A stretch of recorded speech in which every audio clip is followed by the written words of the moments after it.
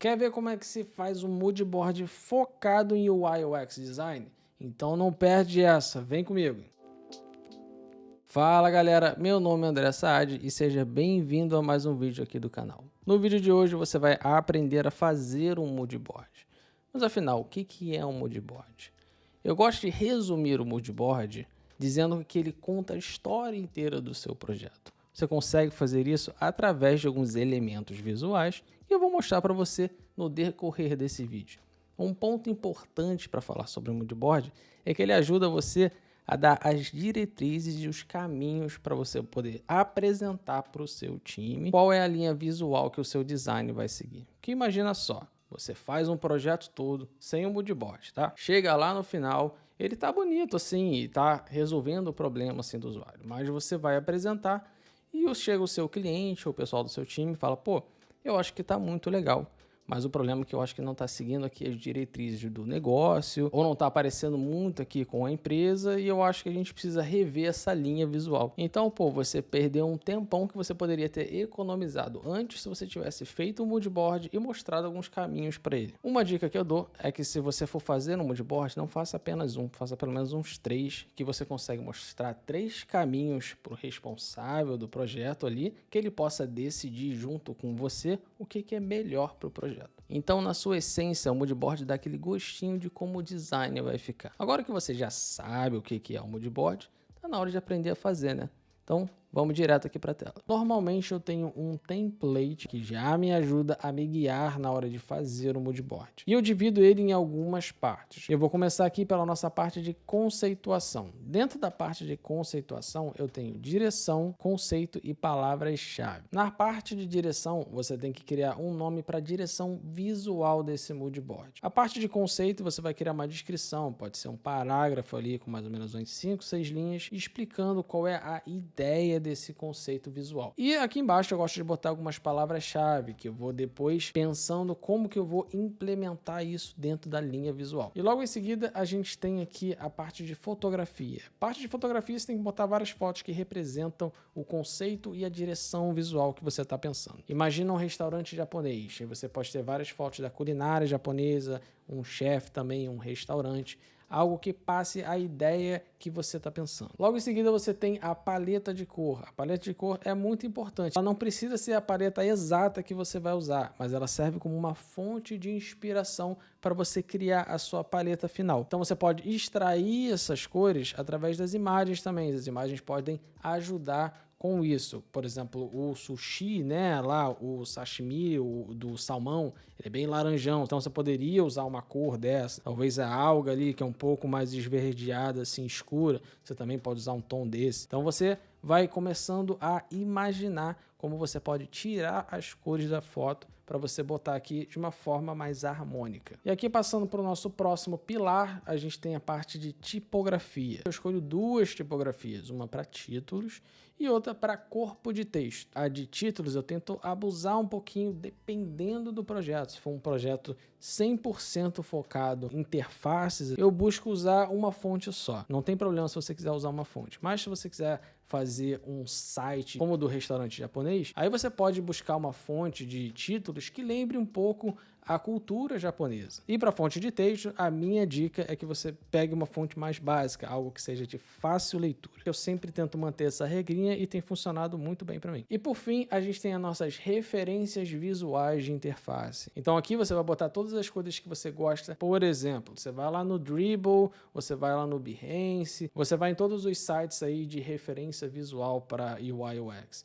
E aí você vai copiando lá e colando algo que você acha que representa a direção visual que você está seguindo. E depois que você completar isso, você tem que olhar o seu mood board como um todo e ver se cada pilar está conversando com o outro. Então, se eles estiverem conversando, aí você consegue montar um conceito bem legal para você apresentar para o seu time. Uma coisa que eu posso falar para vocês é que você não precisa se limitar sempre a 3 imagens aqui, a esses quadradinhos da paleta de cor. Cada mood board que você fizer, se você quiser adicionar mais imagens, você pode, não tem problema. Eu só mantenho a regra para fontes. Fontes tenta sempre manter 2. E referências visuais ali também, você pode abusar, pode botar mais também se você quiser. E agora que a gente viu como é que é o esqueleto do nosso template, eu vou mostrar para vocês um exemplo real que eu fiz aqui. Antes de você criar o seu mood mood board, você normalmente recebe um briefing. E esse briefing pode ser passado por um gerente de projeto, pode ser passado pelo responsável pelo projeto, ou se você estiver trabalhando como um freelancer, você vai criar através de algumas perguntinhas que você normalmente faz para o seu cliente. Quem é meu aluno sabe muito bem como montar um briefing perfeito. Então eu vou falar rapidamente sobre o nosso projeto e o briefing dele aqui. O nosso projeto ele é um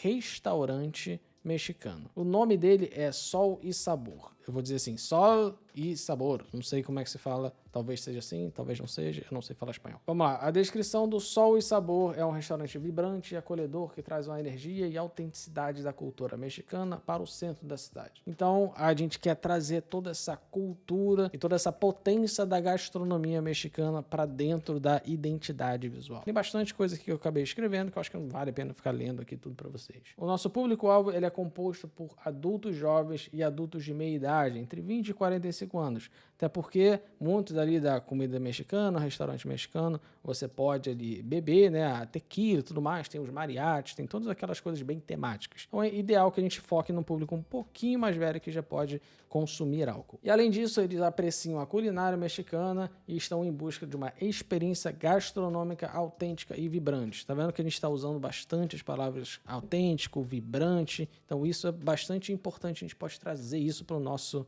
mood board. E logo em seguida a gente tem todas as nossas entregas, né, que eu boto research, workflow e tudo mais. Em seguida nós temos o nosso tom de voz animado e energético, acolhedor e amigável, autêntico e apaixonado, divertido e leve, inspirador e festivo. E fora os competidores aqui que eu criei, o El Camino Cantina, Casa de Picante, La Fiesta Mexicana. E aí, beleza, a gente tem aqui o nosso briefing, agora como é que a gente consegue montar o nosso mood board? A partir daí, eu criei Fuego Mexicano. O Fuego Mexicano, ele traz a energia e intensidade das ruas mexicanas para o coração da cidade. Ele gira em torno de uma experiência vibrante, onde os sabores picantes e ricos se encontram com uma atmosfera festiva e colorida. E se você olhar a cultura mexicana em si, você vê a roupa dos mariachis, tem sempre muita coisa, sempre muita cor, né? A ideia é criar um espaço que não seja apenas um lugar para comer, mas um destino onde os clientes podem vivenciar a cultura mexicana em uma forma mais exuberante e autêntica. Eu separei algumas palavras-chave como vibrante, autêntico, festivo, picante, porque a comida mexicana arde bastante, né? Tem bastante pimenta, cultural e energia. Então a gente tem que transmitir isso em todos os nossos elementos aqui do mood board. A primeira coisa que eu fiz foi usar aqui algumas imagens. Eu peguei um chefe mexicano, eu quero que seja mais ou menos essa vibe. Ele tem essa cara meio descolada, assim. Pode ser que ele trabalhe num food truck, mas ele tem essa pegada meio de chefe, porque a gente está buscando pessoas que apreciam culinária, então eles querem comer uma boa comida. E logo em seguida eu quero mostrar um pouco da culinária mexicana. Olha o quão rico de cor é a comida mexicana. Você tem bastante verde por conta do abacate, você tem muito tomate, pimentão, enfim, queijo, carne, todas essas combinações fazem como se fosse um arco-íris assim de cor. Uma coisa legal aqui, um ponto de curiosidade muito importante para falar para vocês, é que todas essas imagens aqui, ó, que eu estou usando, foram geradas com inteligência artificial. Eu usei esse plugin aqui, ó, chamado Lumi. Ele é muito legal porque eu consigo pesquisar pelo que eu preciso, inclusive se você quiser saber outros plugins de Figma que utilizam inteligência artificial, eu vou deixar um vídeo para você aqui, ó, bem no card, tá? Para nossas próximas imagens, eu foquei em algumas coisas. Essa imagem aqui, para dar um pouco de contexto, é para mostrar essa tradição ali da culinária mexicana, que tem bem cara daqueles restaurantes que você vai no México para comer a comida bem local mesmo. O cara serve ali para você. Geralmente esses lugares são os lugares que tem comida boa. Então isso que a gente quer trazer para dentro do nosso restaurante. E para trazer mais festividade e uma pluralidade de cores aqui, eu trago toda essa festa aqui do nosso povo mexicano, que a gente tem aqui essa imagem aqui super bonita. E essa daqui que é um clássico. Eu já fui em alguns restaurantes mexicanos, eles têm essa pegada com as bandeirinhas em cima, é uma cadeira de uma cor e outra cadeira de outra cor, mostrando bastante essa pluralidade de cor. Então é isso que a gente tem que trazer para o nosso próximo elemento, que é a paleta de cor. A partir daí, eu tentei pegar todas as cores que eu consegui trazer das fotos e fui tentando botar alguns nomes nelas e significados, ou seja, o vermelho vibrante. A gente tem o laranja intenso, que pode lembrar também o sol, o quente no México, né? Porque o México em si é um país muito quente, é um país tropical, e eles têm um pôr do sol muito bonito. O amarelo sol, que também representa várias coisas além de comida, né? Como você consegue ver aqui nessas imagens, você tem alguns pontos de amarelo também, e também é uma cor bem intensa, né? E o verde, não poderia deixar o verde de fora, porque além de usar nos restaurantes mexicanos, ele lembra o cacto, né? O cacto é um elemento super simbólico do México. Para ajudar ali a fazer essa harmonia com o verde, eu botei um azul turquesa, que ele é um azul que também lembra muito ali o verde do cacto. Então essa é a primeira fase aqui da paleta de cor. A partir daí eu poderia explorar cada tom ali, testar algumas coisas dentro do projeto que eu estiver trabalhando. Logo em seguida, a gente vai para a parte de tipografia. Para a fonte de títulos, eu escolhi uma fonte chamada Bevelyer. Você tem uma boa legibilidade, ela não é simplesmente uma fonte basicona, né? Então eu quero usar algo que seja um pouco temático. Acredito que o conjunto da ópera com as cores, com imagens e tudo mais, vai ficar um resultado muito interessante. E para fonte de texto, como eu falei para vocês que eu gosto de uma parada um pouco mais básica, eu estou usando a Inter. Se eu usasse uma fonte mais complexa, ficaria brigando com a fonte de título, então não ia ser uma ideia muito legal. Por isso que para fonte de corpo de texto, que a gente tem que passar informação assim, sem erro, eu escolhi uma fonte simples. E por último, nós vamos para as referências visuais, que é o que eu gosto bastante de mostrar aqui, principalmente para os meus clientes, porque aí eles conseguem entender visualmente o que eu tô querendo mostrar. A minha ideia aqui é fazer um site com bastante informação, com bastante comida, mostrar essa deliciosidade que é a comida do México. Se eu der um zoomzão aqui, você consegue ver que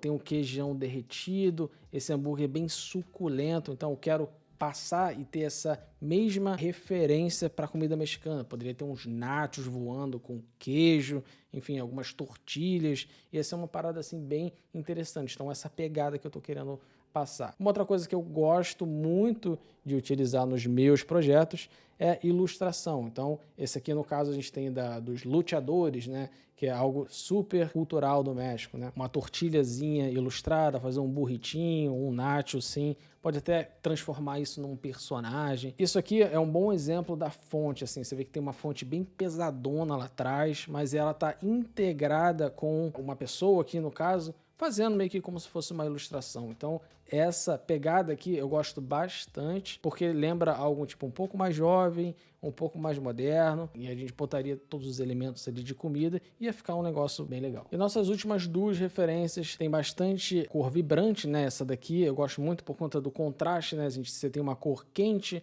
que é o amarelo, e logo uma cor fria, para dar esse tipo de contraste que eu acho super interessante, que dá pra gente aplicar, porque a gente tem ali o nosso azul turquesa, a gente tem o nosso amarelo. Essa daqui eu gosto principalmente por conta da fonte, que ela tem uns detalhezinhos aqui bem interessantes. Esses pequenos detalhes que são como se fossem essas fumacinhas, assim, como se fosse tipo um cookiezinho aqui, no caso fresco. A gente poderia ter algo assim, uma tortilhazinha saindo, uma fumacinha. Eu gosto também da interação de uma foto real com a ilustração, como a gente tem aqui atrás. São inspirações que todas elas estão conversando, que eu gostaria de aplicar para o meu projeto do restaurante mexicano. Então, dá uma olhada geral aqui no nosso moodboard. Você vê que ele está bem homogêneo, está conversando super bem cada pilar aqui do nosso moodboard. Agora você terminou aqui, você vai apresentar lá para o seu time.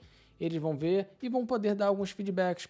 Eu gostei do seu conceito, mas eu não estou curtindo essa fonte. Será que você pode trocar a fonte? Ou talvez eles tenham gostado de tudo. O que você faz logo em seguida? Você vai começar a pegar os elementos principais, como a sua fonte, a sua paleta de cor, e você vai começar a explorar mais elas. Você vai criar ali o seu type scale, que a gente fala, que é a sua escala de fontes. E com a sua paleta de cor, você vai começar a fazer a sua escala tonal para cada cor, e você depois vai decidir qual é a melhor para o seu projeto. E aí, o que você achou do moodboard que eu criei? Você faria alguma coisa diferente? Deixa aqui nos comentários que eu quero ouvir o que você tem para falar. E se você gostou do vídeo, não se esquece de deixar aquele like maneiro, se inscrever no canal e dar um soco nesse botão de notificações. Beleza? A gente se vê no próximo vídeo. Fui!